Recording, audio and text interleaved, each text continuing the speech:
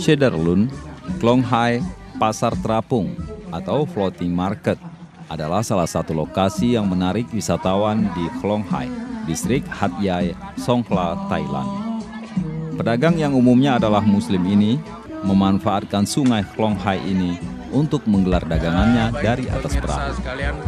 Aneka kuliner seperti nasi goreng, bakso, hingga buah-buahan menjadi andalan jajanan di sini.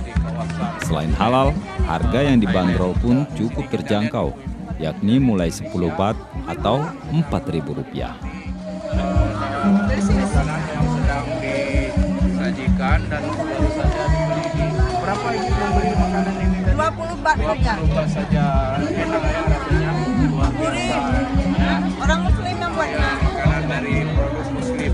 Dan kebanyakan di antara pengunjung baik juga demikian penjual itu sebagian besar dari kalangan Muslim. Meski hanya mengandalkan pasar terapungnya, Klong Hai ini mampu menarik ribuan wisatawan setiap harinya. Dari Hat Yai, Thailand, Mahdi Andela melaporkan untuk Serambion TV.